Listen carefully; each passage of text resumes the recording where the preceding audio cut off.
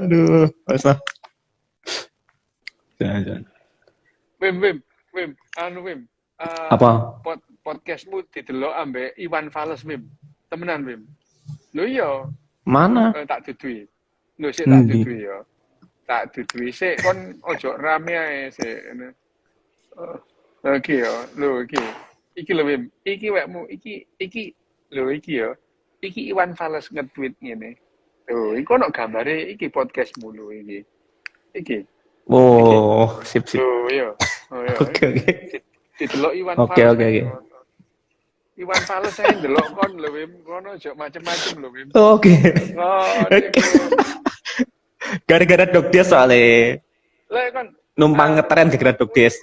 kok Wim di tag ambek anu rek sapa Iwan Fals rek. Oke, makasih Pak Iwan Fals. Oh, Iwan Fals. Ya wes, ayo ya apa kita ngomong apa iki Wim? Yuk, anak Ya, sebentar kita Dok mulai ini. ya saya. Saya. Ya wes oke. Ini Dok bahas tentang darah. Darah, darah. Salah satu bagian tubuh darah. Nah, mungkin langsung aja Dok kembali ke kemarin mungkin bahas sejarah Dok. Ini kan kalau dokter dokter ngecek kesehatan, cek penyakitnya itu kan salah satu indikatornya kan darah, cek darah. Nah, sebetulnya itu dari sejarahnya itu kapan sih Dok mungkin darah sebagai indikator kesehatan atau penyakit? Monggo Dok menjelaskan. Itu yang pertama, bahwa apakah darah itu indikator untuk penyakit itu sebetulnya ide sejak lama, ide sejak lama ya. Ide sejak lama. Jadi yang namanya Hippocrates itu. Yang pertama Hippocrates. Hippocrates itu orang yang namanya terkenal itu di dunia kedokteran. Kalau dokter disumpah-sumpahi gitu ya. Jancuk kon disumpah-sumpahi kok. Kalau dokter disumpah-sumpahi itu sumpah dokter itu berdasarkan adalah sumpah Hippocrates. Sumpah dokter itu adalah janji dokter itu waktu lulus itu sumpah Hippocrates. Hippocrates Oath. Itu terkenal lah itu Hippocrates itu. Dia meletakkan dasar-dasar kedokteran modern. Istilahnya bahwa yang namanya kalau orang sakit itu yang sakit dia badannya, bukan karena ada jin penunggu pohon cipluan apa-apa gitu. Enggak gitu. Pokoknya kalau orang sakit itu yang sakit ya badannya orang itu. Jadi setiap sakit itu ada yang nggak beres dengan badannya orang itu. Itu Hippocrates itu meletakkan dasar-dasar kedokteran modern gitu ya. Jadi Hippocrates itu adalah termasuk orang yang pertama kalau kita sakit itu bukan karena gendruwo nang nang wit sibukan niku ngamuk apa-apa bukan gitu ya, bukan. Jadi kalau seseorang itu sakit itu ada sesuatu yang tidak beres dalam tubuhnya gitu. Tapi itu Hippocrates itu hidupnya itu ya sebelum Masehi gitu ya. Gitu. Tapi dia pikirannya wis modern gitu ya. Bahwa itu hanya saja yang namanya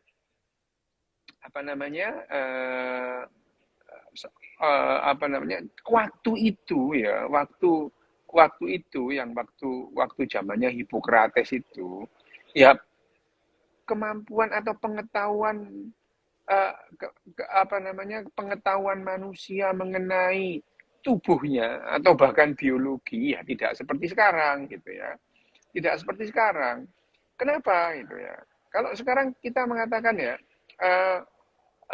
sekarang kita tahu ada pembuluh darah gitu ya, ada darah gitu. Hippocrates belum tahu gitu. Hippocrates itu tidak tahu gitu. Nah Hippocrates ngarang gitu, podo ya. Jadi Hippocrates itu lepas dari satu keyakinan, menciptakan keyakinan baru gitu. Keyakinan itu. Jadi kedokteran itu pada awalnya emang keyakinan. Ratusan tahun kedokteran itu ratusan tahun itu berpegang pada keyakinan itu. Berarti pada atas dasar keyakinan. Keyakinan siapa? Keyakinannya dokter gitu ya. Nah, baru terakhir setelah ilmu berkembang, Ilmu kedokteran itu harus berdasarkan bukti, evidence based, berdasarkan bukti gitu.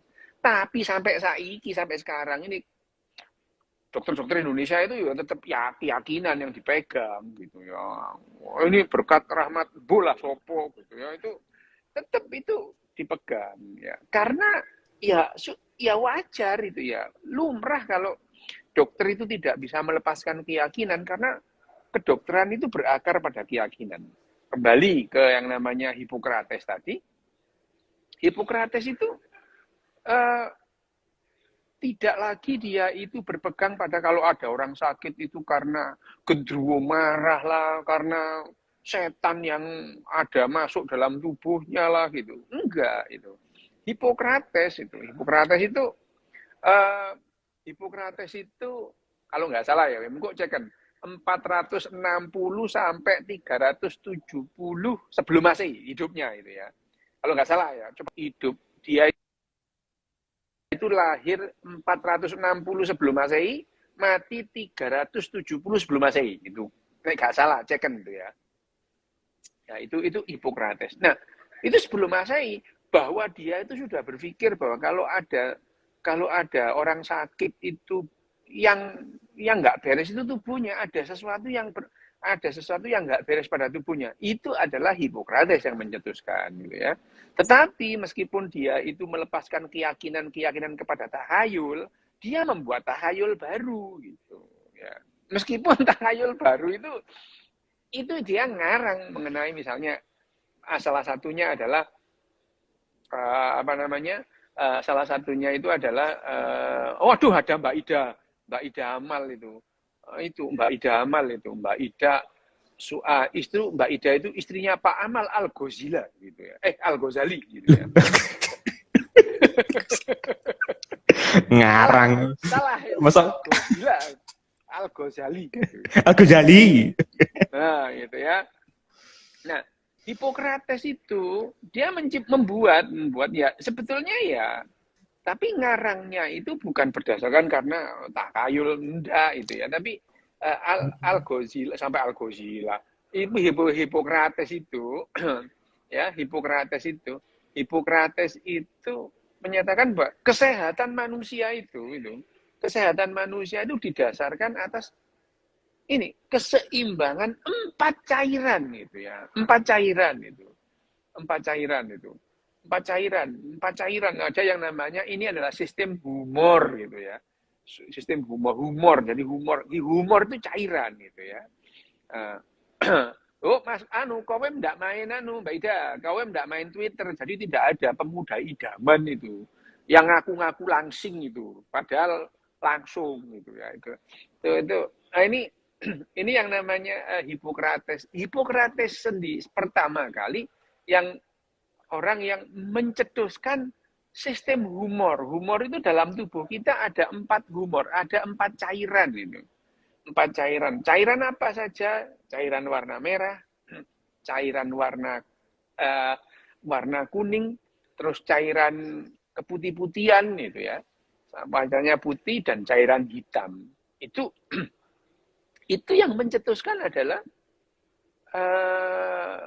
Hippocrates itu. Hippocrates sistem humor itu. Dipertegas lagi oleh Galenius itu. Galenius ya, Galen itu ya.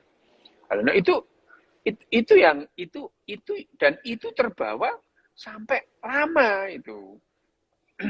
Nah, ya. Galen itu apa namanya? Keyakinan terhadap sistem humor itu dipegang lama. Yang pertama dicetuskan oleh Hippocrates, kemudian dipertegas, pakai teori macam-macam, itu oleh namanya Galenius ya, orang dari Pergamon gitu ya, Pergamon. Ya, Galenius. Kalau Galenius itu lahir tahun 129, mati tahun 199 Masehi gitu ya. Itu Masehi kalau Galen gitu ya. Ini di zaman Kekaisaran Romawi dia itu hidup. Dia lahir, nggak salah yo, 129 mati 199 itu. Jadi umurnya itu 70 tahun orang ini mati ya. Nah, Galen ini menjelaskan yang namanya, dia mengatakan kalau penyakit ini gangguannya adalah pada pada darah cairan yang berwarna merah gitu. Kalau misalnya tumor gitu itu cairan hitamnya ada masuk ke dalam benjolan itu. Itu Galen itu. Jadi yang disebut cairan merah itu namanya sanguin gitu ya. Sanguin itu merah gitu. Terus cairan yang kuning itu cairan kuning itu cairan empedu itu disebut kole itu ya. Itu ada lagi yang cairan yang hitam itu. Cairan hitam. Nah, terus yang putih itu plekmon itu. Plekmon itu putih itu. Kayak itu loh, umbel itu loh. Umbel itu plekmon itu. Terus kemudian ada yang namanya, nah ini juga yang kemudian sampai sekarang itu kan kamu tahu ada sifatnya manusia itu, tahu nggak itu sanguin ini siapa lagi koleri gitu ya, itu berdasarkan sebetulnya berdasarkan ini karena ada 4 cairan ini loh itu ya, sanguin, kolerik, plekmatis itu ya, itu kan oleh itu yang mulia para motivator itu. Ini ya itu sejak zaman sebelum Masehi itu sudah ada gitu ya. Sudah ada. Gara-gara siapa? Ya gara-gara siapa namanya? Hippocrates dan Gal ini. Kenapa? Kenapa kok kita itu akhirnya berpegang, Pak? Akhirnya siapa yang akhirnya membongkar kegoblokan kita? Loh itu dipegang lama itu ya. Dipegang lama itu ya, sistem humor itu. Bahkan ada seorang itu ya, yang ngarang cairannya enggak benar gitu. Ini kenapa akhirnya cairannya itu enggak benar gitu ya? Cairannya itu enggak benar. Gini, tahun 100 pada saat tahun 1533 gitu ya. Tahun 1533 itu abad ke-16, bayangin itu. Itu 16 abad itu ya. Yang namanya sistem humor itu dipegang oleh manusia gitu. Dokter-dokter seluruh dunia itu berpegang pada itu. Tidak terkecuali bapak kedokteran dunia yang namanya Ibnu Sina. Ini juga ikut kegoblokan ini gitu ya. Jadi Ibnu Sina itu juga berpegang pada bahwa tubuh kita itu dikendalikan oleh 4 cairan. Hitam, merah, kuning, dan putih tadi gitu ya. Nah, itu jadi apa? Ya memang Ibnu Sina juga keren gitu ya. Tapi ya tetap aja ikut kegoblokan itu karena dia yang ngikuti keyakinan dan dia tidak menemukan sesuatu yang aneh dengan logika pendahulunya itu. Nah, masalahnya baru terungkap 16 abad ya. 1533 di Brussel itu ada seorang mahasiswa yang bernama Andreas Vesalius itu ya. 1533 itu, tahun 1533. Mahasiswa Vesalius ini. Dia datang dari mana? Dari Brussel, dia datang ke Universitas Paris itu. Paris, Universitas di Paris ya, ke sekolah Paris itu ya. Yang sekarang yang namanya kalau sekarang itu namanya Sorbonne itu ya. Sing biasa aku ngopi nang sebelah itu ya itu. Sorbonne itu. Vesalius ini sebetulnya Vesalius itu pendukung Galen gitu. Pendukung Galen dan Hippocrates itu ya. Nah, sebetulnya Vesalius ini kedatang ke Paris itu pengen belajar anatomi gitu. Ya, pengen belajar anatomi gitu. Nah, tapi dia datang ke Paris tapi ternyata mereka itu kalau belajar anatomi cuma diedel-edel untuk ya. Cuma diedel-edel gitu. Terus kemudian habis gitu setelah dia deledel terus kemudian dia ya sudah gitu aja disebutkan ini apa namanya ini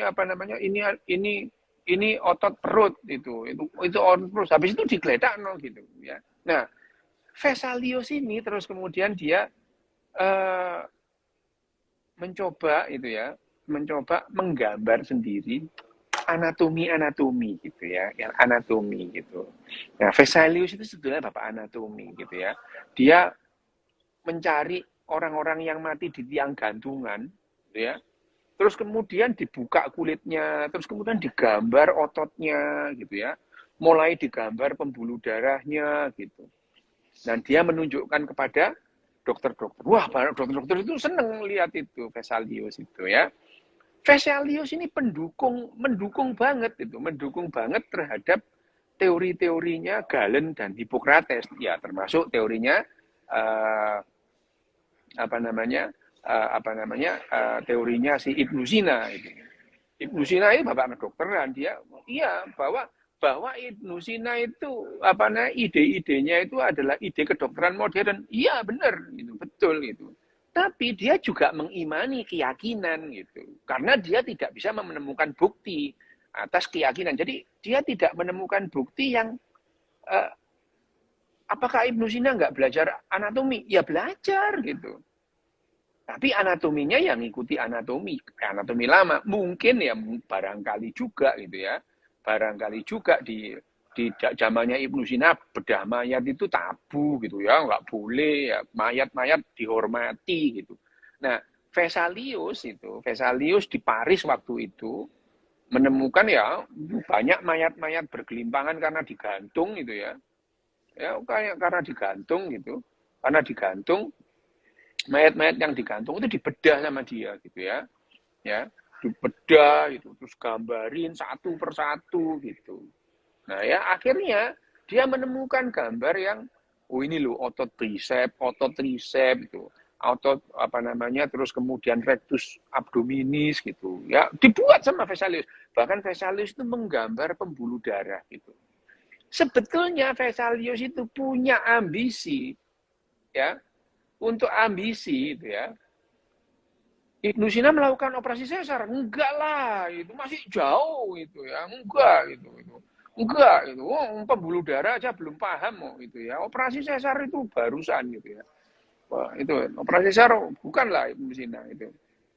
Ya itu isu isu bahwa Ibnu Sina pernah mengeluarkan bayi itu. Iya, tapi operasi sesar itu tidak hanya sekedar operasi mengeluarkan bayi dari uterus yang robek gitu, bukan gitu ya. Ini ya, sekarang balik lagi itu. Nah, yang namanya Vesalius itu sebetulnya dia punya ambisi gitu ya. Dia itu punya ambisi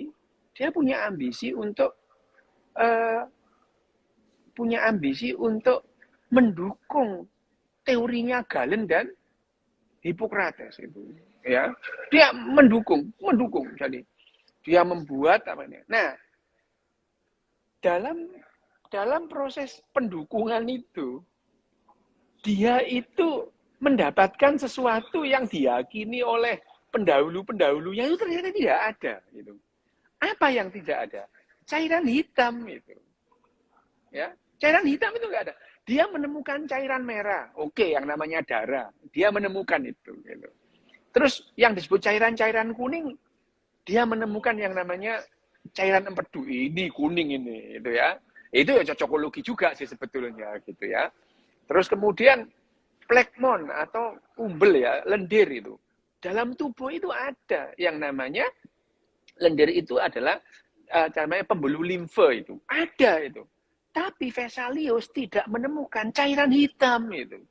Tidak nemu itu.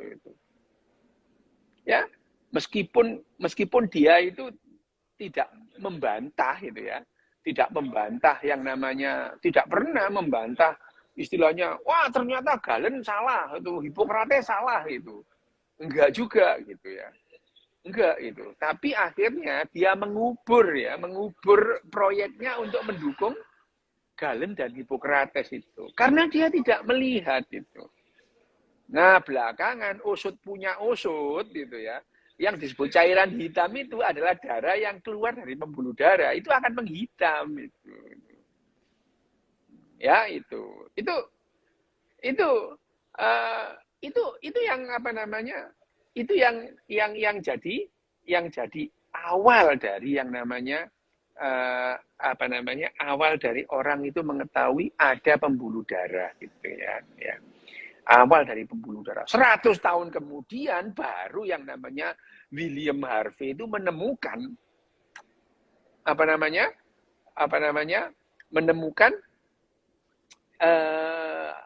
menemukan apa namanya aliran atau sirkulasi darah. Darah itu dipompa gitu ya, dipompa dari jantung gitu. Nah, jadi sebetulnya bahwa keyakinan bahwa tubuh kita itu dikendalikan oleh keseimbangan 4 humor itu jelas salah gitu. Jelas salah karena dia tidak ada, cairan hitam itu tidak ada. Cairan hitam itu ya cairan merah itu gitu ya. Ya, tapi itu cocokologi karena ya sebetulnya siapa namanya Galen dan Hippocrates juga tidak mengatakan yang merah itu darah gitu, ya enggak gitu ya. Dan akhirnya pada abad ke-17 baru ditemukan sistem peredaran darah. Nah, itu benar itu bekam itu. Bekam itu mengeluarkan cairan hitam itu benar gitu. Karena dibekam cairannya jadi hitam. Nah, cairan hitam itu enggak ada. Cairan hitam dan merah itu ya sama ya darah itu gitu. Itu ya itu.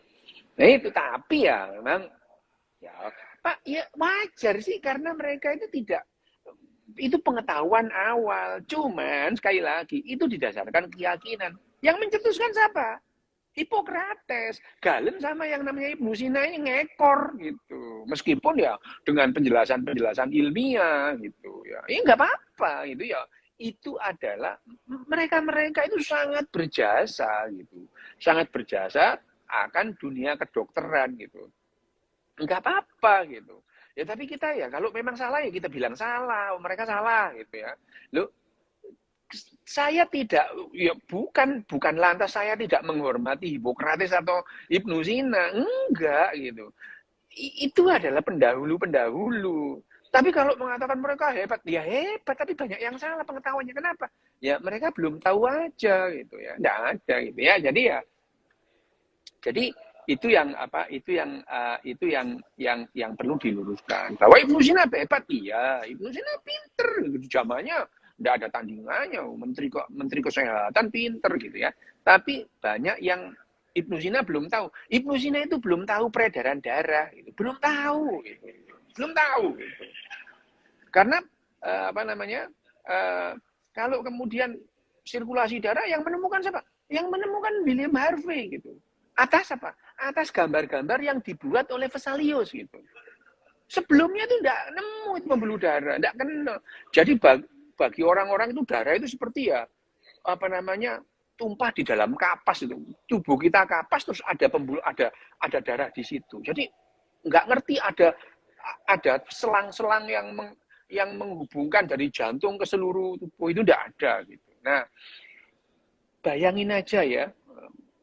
Kesulitannya waktu itu bagaimana orang itu mau mengobati orang sakit gitu. Ya susah gitu. Kenapa ya sistem peredaran darahnya nggak paham itu ya. Hambatannya apa ya? Keyakinan sih, memang keyakinan itu susah dihilangin gitu. Keyakinan itu susah dihilangkan ya nggak apa-apa, tapi pelan-pelan tapi pasti gitu ya. Akhirnya yang namanya kedokteran itu lepas dari yang namanya keyakinan gitu. Kedokteran itu ya. Nah, bahkan kedokteran saat ini itu harus berdasarkan bukti gitu ya. Ya, bukti atau evidence base gitu, evidence base. Jadi kalau misalkan obat ini mujarab enggak? Ya, mujarab. Buktinya apa? Ini loh penelitiannya dari sini-sini sekian persen orang sembuh, sekian bukan langsat ini. Obat ini insya Allah akan membuat kamu sembuh lah. Itu kan keyakinan namanya gitu ya. Itu keyakinan. Misalkan obat itu, misalkan sekarang obat paracetamol, bahan aktifnya apa gitu ya. Dosisnya berapa? Itu sudah berdasarkan bukti evidence base ya. Paracetamol, kerjanya di mana paracetamol? Kerjanya bagaimana? Paracetamol itu ngeblok supaya asam arachidonat itu tidak memproduksi 4 derivatnya. 4 derivatnya itu apa aja? siklooksigenase 1, siklooksigenase 2, serotonin, albumin diblok gitu ya. Begitu diblok dia nggak radang, nggak panas gitu. Dosisnya berapa? 30 sampai 50 miligram per kilogram berat badan per hari gitu. Diberikan berapa kali? 3 sampai 5 kali. Loh, itu berdasarkan bukti gitu ya. Itu berdasarkan bukti, bukan keyakinan gitu, bukan kabar gembira, kulit manggis sekarang ada ekstraknya itu. Loh, kerjanya gimana? Insya Allah loh, kok insya Allah gitu. Ini bukan berdasarkan bukti gitu. Nah, kedokteran ini ratusan tahun, ribuan tahun itu berdasarkan keyakinan gitu. Hanya saja 100 tahun terakhir, 1 abad ini berdasarkan bukti gitu ya. Jadi termasuk darah tadi. Jadi bagaimana yang namanya darah itu akhirnya dipelajari gitu ya. Dipelajari, terus kemudian pelan-pelan orang akhirnya tahu, oh darah itu begini toh. Ternyata cairan yang ada dalam tubuh, yang kuning dan merah itu terpisah dan nggak ada hubungannya gitu. Dan tidak ada yang namanya keseimbangan antara misalnya cairan empedu dan cairan apa namanya cairan merah. Gini loh ya, bahwa oh ternyata ada cairan kuning gitu. Itu karena yang namanya Vesalius itu mengiyain aja, mencari, mau itu mencari. Padahal itu tidak ada hubungannya itu ya. Tidak ada. Kita itu keseimbangan antara cairan empedu dan darah. Enggak ada. Cairan empedu cuma saupli gitu ya. Tuh tugasnya cairan empedu sangat berbeda dengan tugasnya darah gitu. Fungsinya cairan empedu sangat berbeda dengan fungsi ya, sangat jauh apa namanya fungsinya dengan darah itu. Jadi tidak ada sistem humor itu 100% salah itu. Tetapi itu dipegang ribuan tahun. Jadi yang namanya akupuntur, akupressor, bekam itu semua didasarkan atas sistem humor tadi itu. Lah setelah sistem humor itu enggak ada, lah ya semua itu nggak ada manfaatnya sih sebetulnya. Orang dasarnya salah kok itu ya itu darah. Nah, sejak dulu meskipun pemahaman tentang darah itu salah, bahwa kalau ada seseorang sakit itu darahnya yang bermasalah itu adalah keyakinan dulu. Tapi tidak semuanya salah gitu ya. Bahwa darah itu kalau diperiksa itu bisa memberikan petunjuk sakitnya itu apa gitu loh ya itu. Jadi kemudian orang itu akhirnya tahu misalkan ada yang namanya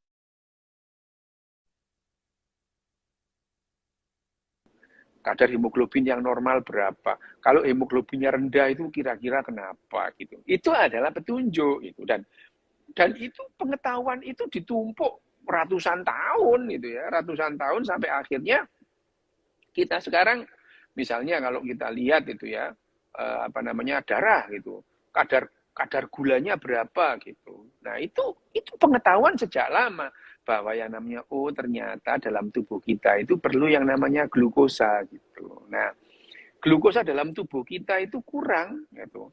Kalau misalnya kadar glukosa dalam darah kita itu kurang dari 60 misalnya, atau kurang dari 80, itu indikasi bahwa tubuh kita kekurangan glukosa. Itu indikator gitu ya. Jadi bahan-bahan yang ada dalam darah itu akhirnya bisa mengarahkan dokter untuk mendiagnosa gitu ya. Mendiagnosa.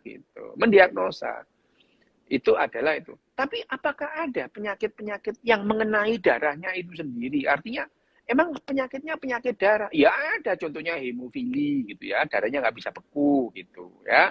Itu salah satu contohnya gitu. Lah, misalkan anemia itu kan penyakit karena darah. Iya, anemia itu misalnya, anemia itu adalah menggambarkan yang namanya anemia itu kadar hemoglobin yang rendah. Itu anemi gitu ya. Tapi anemia apakah pasti darahnya? Ya belum tentu gitu ya. Kamu cacingan misalnya ya. Itu bisa anemia gitu ya. Anemia itu bisa karena cacingan gitu. Karena misalkan karena TBC bisa nggak? Lah bisa gitu. Nah, tapi ya karena pengetahuan selama ribuan tahun, termasuk pengetahuannya tentang Hippocrates. Ya tidak semua yang dikatakan Hippocrates itu salah. Sistem humor itu sudah terbukti salah gitu ya. Sistem humor 4 cairan itu sudah terbukti salah gitu ya. Itu sudah terbukti salah gitu. Ya, yang baru ya tidak berpegang pada sistem humor tadi. Ya darah itu fungsinya ada untuk apa? Ya untuk mengedarkan makanan ke seluruh tubuh gitu ya. Yang lain-lain beda lagi. Misalkan tadi apa yang cairan kuning itu empedu untuk pencernaan gitu ya, untuk pencernaan gitu. Itu ya, itu tadi itu sejarah ya. Sejarahnya panjang kan. Memang kalau kita ngomong sejarah darah, bagaimana darah itu akhirnya dipakai sebagai cara bagaimana dokter itu mengetahui sebuah penyakit itu panjang ceritanya. Tapi ya tidak semua penyakit bisa dilihat dari darah. Enggak itu. Penyakit gila enggak bisa itu. Orang gila itu kamu periksa darahnya ya normal itu. Oh ini gila ini, darahnya normal. Enggak ada itu ya. Padahal kalau menurut teori humor, gendeng pun itu karena ini tadi ketidakseimbangan 4 cairan itu ya itu teori humor. Nah sekarang misalkan orang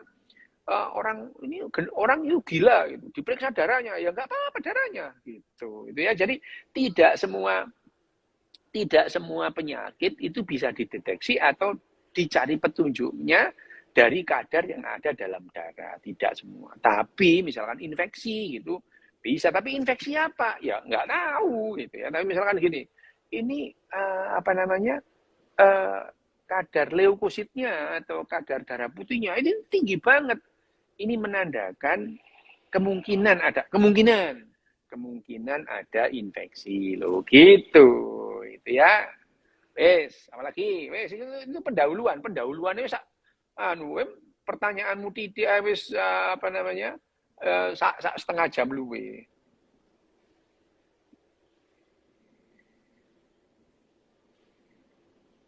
Ayo apa kan gak krungu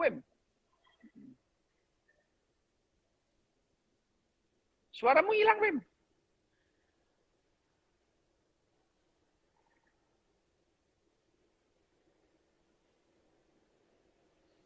halo Wim.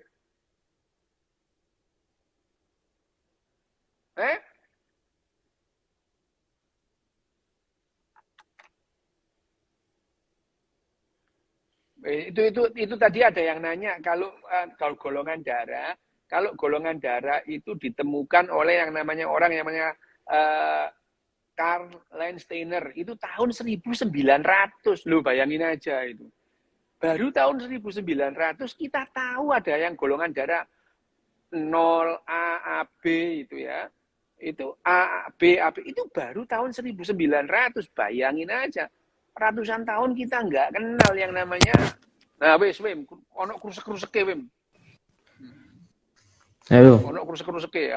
Tes. Wis iku. Kon tak pikir moro. Wah, tadi bisu kon tak pikir. Hari ini bisu.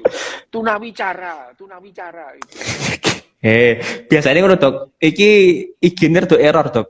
Wis tak unmute isih mute, tinggal ge.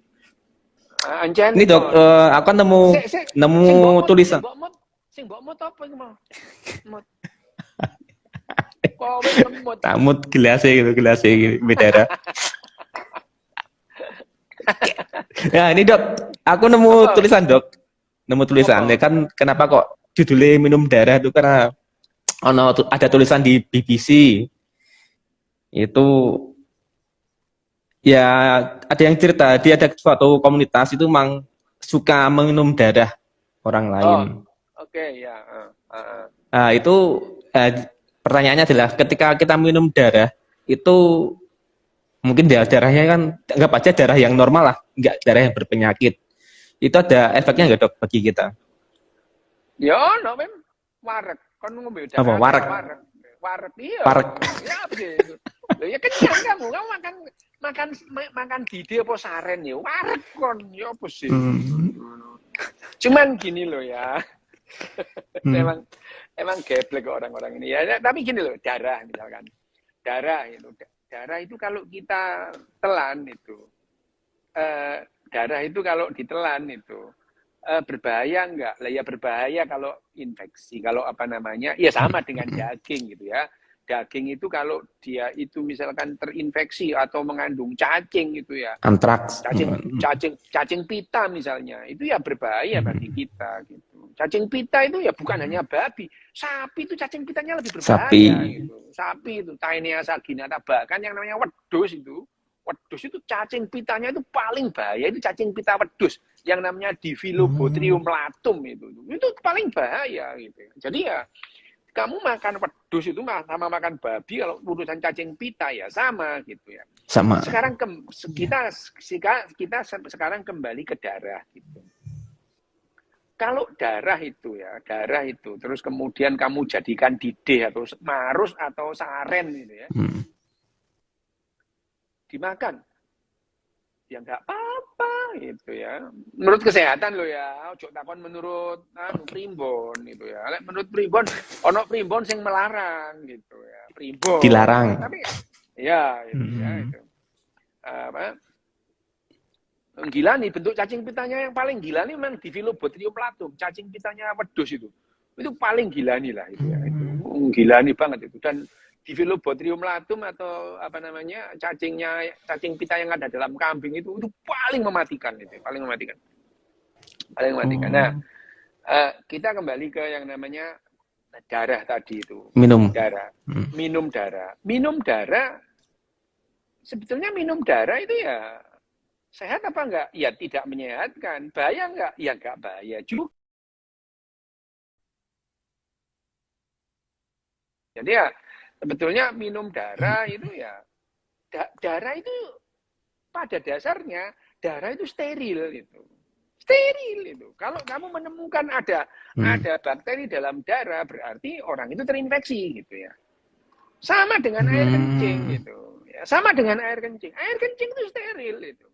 Kalau kamu menemukan satu aja bakteri itu, berarti di situ ada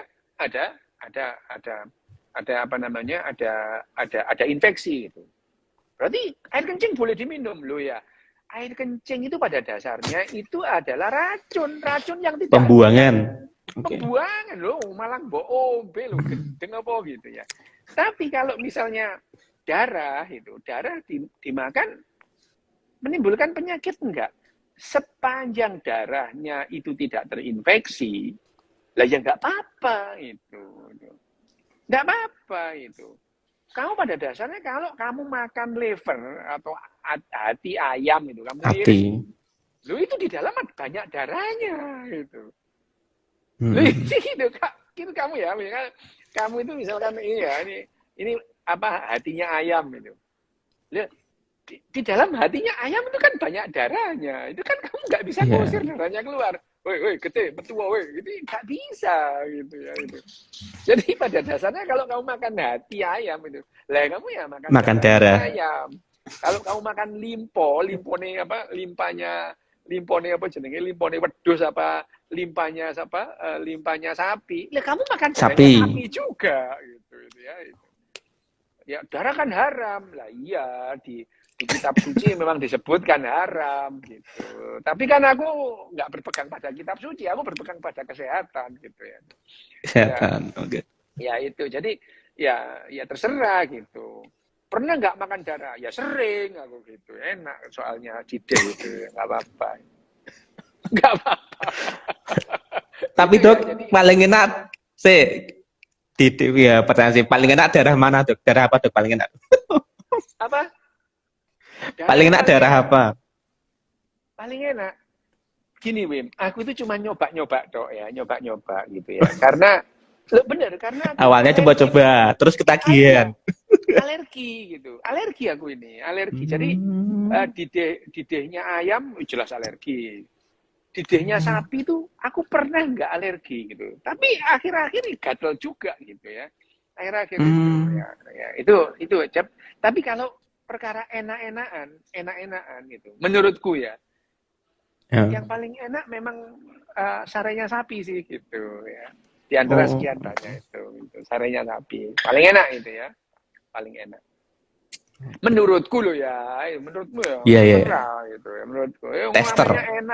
yang namanya enak itu kan relatif masing-masing Subjektif. orang. Nah, kembali lagi kalau darah misalnya darah masih seger gitu. Lah apa bedanya darah seger sama darah beku? Gak ada bedanya gitu. Oh. Tidak ada bedanya. Hanya saja ritual itu ya, ritual hati aku juga alergi ya Mbak, itu nggak bisa itu. Itu karena purinnya tinggi ya. Darah Mas Kowe arek iki gendeng arek iki dikon jajal darah Kowe. Arek iki gendeng wem itu bekti 29. Ngene arek itu. Oh, ini ngawur arek iku ngene. Nah, sekarang gini ya, kalau misalnya balik lagi ya, kita darah. Kalau darah, apa pertanyaanmu mau, Wim? Darah segar dengan darah mateng enak mana? Loh, ya tergantung suka-suka apa gitu. Tapi gini loh, pada dasarnya orang-orang yang pada dasarnya semua itu ya, semua ada kebiasaan meminum darah gitu. Itu enggak darahnya semua diminum, tapi sedikit itu. Sedikit aja supaya orang itu mau habis membunuh, misalnya membunuh musuhnya itu ya, membunuh musuhnya itu darahnya disedot dikit dalam rangka apa? Supaya dia tidak dihantui oleh orang itu gitu. Oh. Jadi ritual-ritual misalkan apa namanya orang Indian gitu ya, orang Indian tertentu, tidak semua Indian gitu ya, orang Indian tertentu kalau dia terus kemudian harus memakan atau meminum darahnya itu dalam rangka itu mereka punya keyakinan kalau dia sudah meminum darahnya itu dia tidak dihantui oleh arwahnya si orang yang mati ngejar-ngejar arwah penasaran gitu, enggak gitu. Tapi ya mereka tidak apa namanya tidak terus minum akeh itu, sak liter di ngombe kabeh kok ngombe bir ya enggak gitu. Enggak, sedikit aja pokoknya sebagai apa namanya sebagai ya syarat. Ya itu. Klenik iyalah, klenik semua itu yang pokoknya yang nggak ada itu ya klenik, semua hantu dan kebalikan hantu ya sama kleniknya gitu. Oke. Tapi Dok, kalau kita melihat sejarah awal manusia itu kan katanya manusia kan makannya sumsum tulang belakang hewan kan? Sumsum bukan sumsum tulang belakang, sumsum. Sumsum. Nah, apakah pernah Dok manusia juga mengkonsumsi darah hewan? Kalau belum pernah ya? Enggak lah, gini loh. Kenapa kok dalam waktu rentang jutaan tahun manusia itu hanya bisa mengkonsumsi sumsumnya itu? Karena ya binatang-binatang besar itu nggak bisa dikejar oleh manusia sebelum manusia itu bisa punya anak panah, punya lembing gitu. Senjata. Ya nggak bisa, kamu coba aja kamu manusia zaman dulu dia nggak punya panah, nggak punya lembing, terus misalnya ngejar kambing, banteran kambing larinya kok gitu, gimana dapatnya, nggak bisa gitu. Mau ngejar kijang, yuk nggak bisa gitu. Kijang itu adalah mangsa dari binatang-binatang lain, misalnya harimau atau singa gitu. Nah setelah dimakan harimau, ditinggal oleh harimau, mereka itu diroyok oleh pemakan bangkai yang lain, siapa misalnya hyena gitu. Manusia itu deket-deket hyena ya cantik ya wedi gitu ya itu. Ya, setelah tinggal sisa-sisanya itu ya. Tinggal sisa-sisanya barulah ya baru terus manusia itu leles-leles goleki itu balungnya diduduk-duduk pecah loh, ada itu ya. Akhirnya selama jutaan hampir ratusan ribu tahun manusia itu hanya mengkonsumsi sumsum binatang-binatang besar itu hanya sumsumnya yang dikonsumsi. Nah, tapi manusia mengkonsumsi sumsum binatang itu membuat otaknya lebih berkembang gitu. Di samping makan seafood kerang gitu. Berkembang gitu, makin cerdas gitu ya, makin inovatif, mereka membuatlah anak panah baru itu. Manusia itu dari kalau di dalam rantai makanan itu dia kelas mediocre, Akhirnya itu dia pemuncak rantai makanan. Wah, ada yang nggak dimakan manusia, semua dimakan, mulai binatang, tumbuhan, jamur, bakteri dimakan semua sama manusia itu. Setelah manusia Oke. mempunyai alat untuk itu, gitu. Dan tapi Oke, otak Dok. kita berkembang di awal itu karena sungsum tadi itu. Jadi dari Hmm. semua lemak binatang yang paling aman atau paling sehat untuk kita sampai saat ini adalah sumsum alias sekengkel ya. Kamu makan sekengkel nggak apa-apa itu. Itu Meskipun mentah, lemaknya Dok ya? sehat. Lu nggak apa-apa mentah, nggak asal nggak Hmm. infeksi aja itu ya itu. Oke, Dok. Terus ini, Dok, ada lagi juga pengobatan PRP, Dok. Apa Itu itu? gimana? Apa PRP. PRP? Apa PRP? Apa tuh? PRP itu singkatannya Hah? platelet rich plasma. Oh, Platelet alah, rich platelet jadi plasma. gini, jadi itu ada namanya sama dengan PRC gitu. Jadi itu platelet itu Oh. apa? Platelet itu adalah trombosit itu. Misalnya orang yang Hmm. demam berdarah gitu. Trombositnya rendah. Nah, itu diberi PRC tadi itu, PRP ya, Oh. platelet rich itu diberikan supaya apa? Supaya trombositnya naik gitu. Jadi Naik. kalau trombositnya turun gitu, ya diberi trombosit gitu. Itu namanya transfusi. Transfusi kalau ada yang namanya transfusi whole blood, darah dimasukkan itu ya. Darah dimasukkan itu. Hmm. Sumsum itu kolesterol. Iya, tapi tidak semua kolesterol itu tidak boleh dimakan. Gitu tidak apa-apa gitu ya. Lagian itu loh, makan sumsum itu paling banyak berapa sih? Beda dengan makan sate. Makan sate itu bisa bertusuk-tusuk Iya. gitu ya. Sumsum itu loh paling beberapa gitu. Karena sulit kita mendapatkan sumsum itu. Coba Mbak Susu. Ida itu pergi ke mana? Ke pasar swalayan atau supermarket. Yang jual sumsum itu paling ya kalau di Indonesia itu Rans Market gitu. Di Hero nggak Hmm. ada. Nggak ada, susah itu. Dan jumlahnya sumsum binatang itu sedikit banget dibandingkan dengan lemaknya itu, lemak yang itu. Jadi Oh. kita makan sumsum itu, coba aja misalkan ke warung steak yang menjual sumsum itu. Ikut titik banget rong sendok entek gitu itu. Enggak Ya, apa-apa ya kan. sedot habis. Iya, entek gitu itu. Enggak apa-apa itu. Kan kita itu bisa terkontrol kok kalau kita makan itu. Wis balik ke pertanyaannya Kowim. Ya yang PRP. namanya PRP itu adalah jenis dari yang namanya transfusi. Transfusi itu ada yang namanya transfusi whole blood gitu ya. Whole blood gitu ya. Itu hanya pembuluh darahnya semua dikasihkan gitu. Ada yang namanya PRC tadi. PRC itu hanya diambil sel darah merahnya saja ya. Setelah dimasukkan. Supaya apa? Supaya hemoglobinnya cepat naik. Yang punya kamu tadi PRP itu platelet rich itu trombositnya tinggi untuk menaikkan trombosit gitu. Jadi sekarang itu yang namanya transfusi itu tidak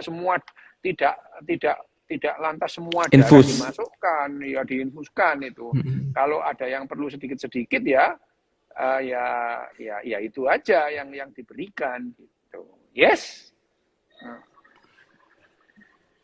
Oke. Tapi kan di artikel ini, Dok, PRP itu masuknya ke terapi ya, Dok? Benar ya? Lah ya terapi namanya transfusi itu ya terapi juga misalnya yang namanya orang anemia, terapinya apa? Terapinya ya transfusi darah ngono lho ya. Itu namanya terapi. Oke. Gini loh, yang namanya terapi itu tindakan untuk mengatasi sebuah kesakitan. Itu namanya terapi gitu. Sama aja terapi dengan meditasi gitu misalnya. Sing mbok terapi penyakit apa gitu.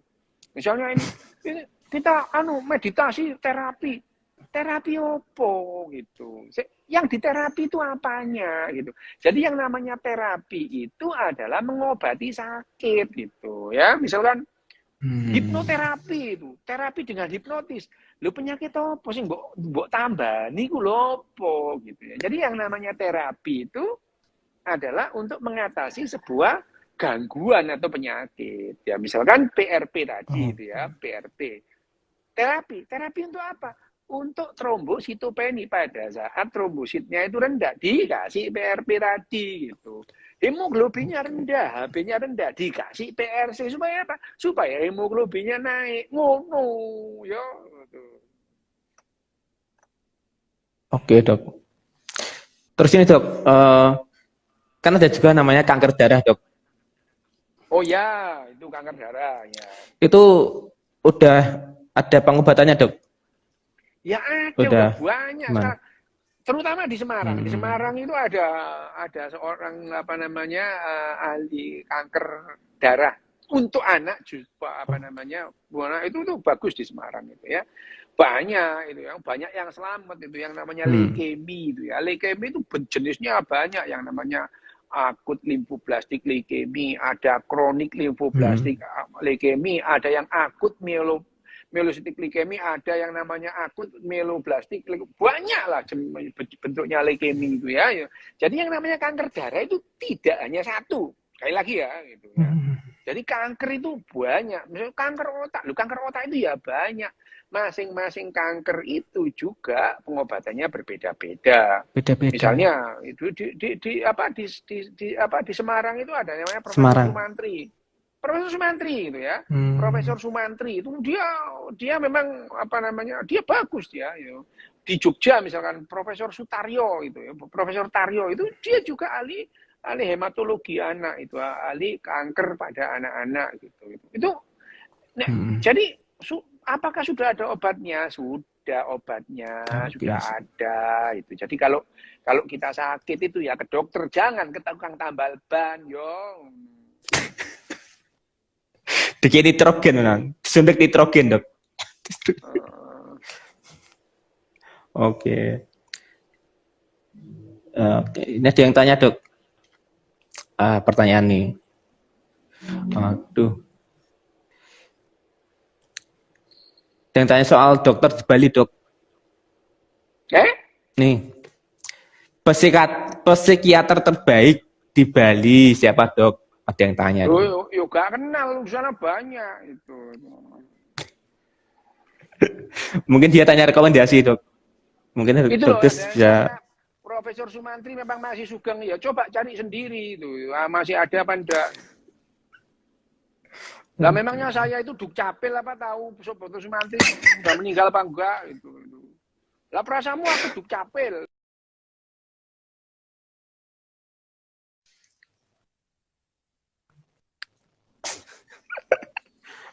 Yes. Oke, Dok. Udah mau habis, Dok, waktunya, Dok. Ya wes, halo. Oke. Ya wes, besok Dokter kan yo. Besok Dokter live lagi kan? Besok, oh iya besok sama si dia. Oke. Ya udah, Dokter, selamat malam. Terima kasih untuk malam hari ini. Terima kasih semuanya. Yuk, selamat malam. Salam bahagia untuk kita semua.